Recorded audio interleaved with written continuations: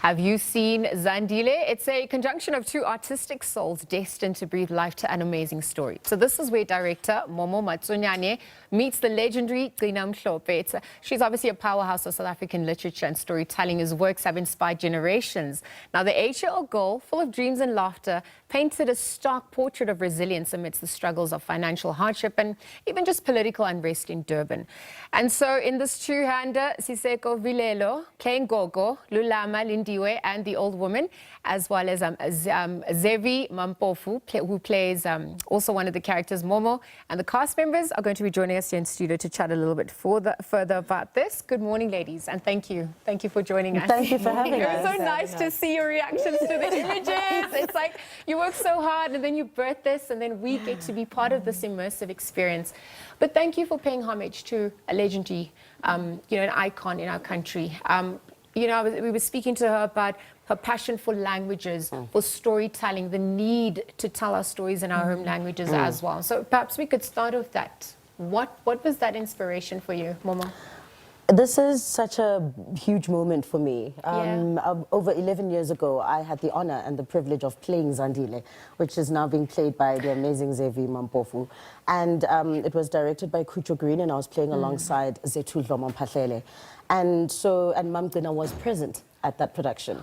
And so to be able to get an opportunity to do it again with these amazing actors is such a, it's such a privilege. Yes. And I'm grateful that I was given the opportunity to be a part of telling the story. It's a South African classic, and it's very endearing and speaks about relationships in the family home. And it's amazing, and it's at the heart of South African theater. And it's still relevant because, Zevie, I want to bring you into the conversation. I mean, what goes into portraying your character? What are the biggest challenges? But also in terms of relating to what is happening, the themes. We're looking at South Africa in this context. What did you learn from that? Oh, challenging. Let's start there. Oh, playing an 8-year-old is a challenge because obviously I'm not 8. And that requires a lot. And it's a set work, so we have a lot of young audiences that come to watch the show. So they need to relate. They need to see Zandile. I need to be honest with the character and very raw.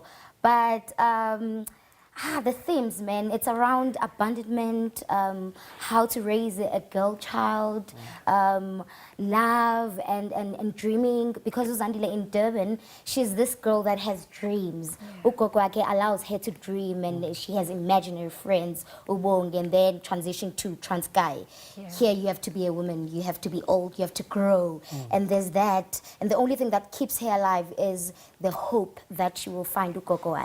And I relate so much to that because I went to a boarding school and I didn't have my grandmother, but the hope of finishing and being able to go back home, because I was taken from the Transkei and I was the opposite actually of Zandile. I was taken from the Transkei to Durban to go to a boarding school, and so I've always had those issues of abandonment and wanting to feel and connecting to someone, So that's how I relate to Zandile. Yeah, I mean, it's a story that a lot of South Africans can relate to. But even, Sisekho, for you, I mean, we're looking at the power of matriarchs in our society, the agency that we give to women as well. I mean, patriarchy, there's some of the view that there's a reverence for matriarchs, but younger women are rushing to grow up because that's what, raised them, and that's what they're revered. Tell us about immersing yourself in your character, what you also learned through this portrayal.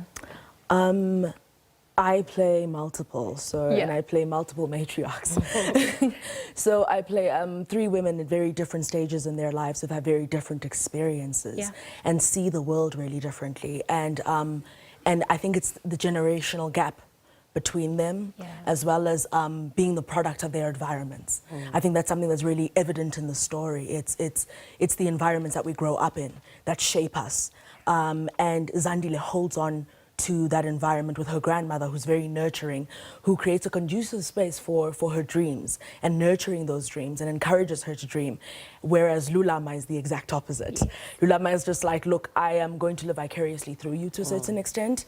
These are my experiences, but all of them, I believe, want the best for this child, but have very different ways of going about it. And to watch Zandile kind of brush up against that is the generation that you're talking about now, where, you know, we're seeing young girls up, like as recently as last week. I watched a video of little girls just, you know, speaking about various cases that are going on right now, about asking to be safe in schools. And there's a lot more agency that young women have and they need to have much earlier, and their voices are much louder, much sooner now.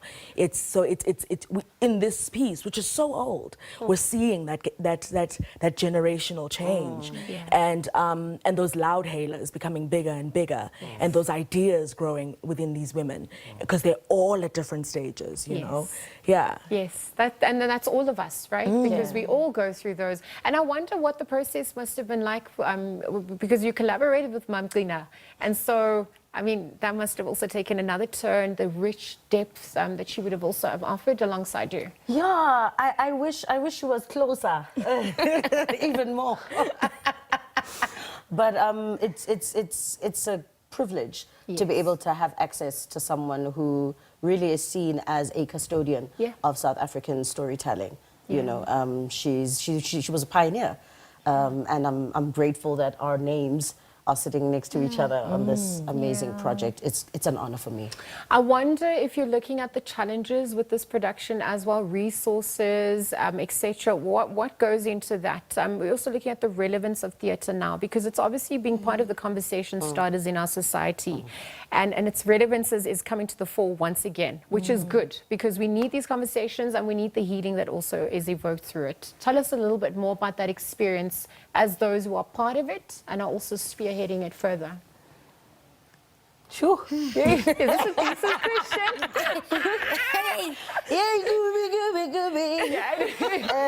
Yeah, no, making theatre is not easy at all. It's not. We are grateful even when an institution decides to produce a piece of theatre, and we are able to have auditions and castings and rehearsal space for about 3 weeks, if not more, and then moving into the space. 3 weeks is small for an entire theatre production. And so there's the idea of needing to get along even with just crew or one another, creating a synchronicity that will translate onto stage. You know, so it is challenging.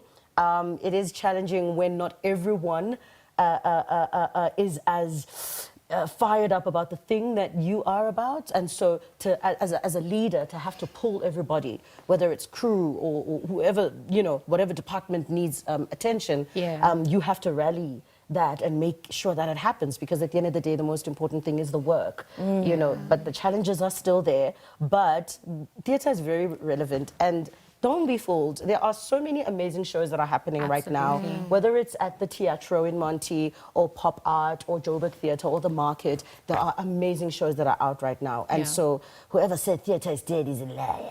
Can you remind us of the dates quickly as we wrap up? So we are running from the 15th of April until the 2nd of May. Okay, perfect. Thank you.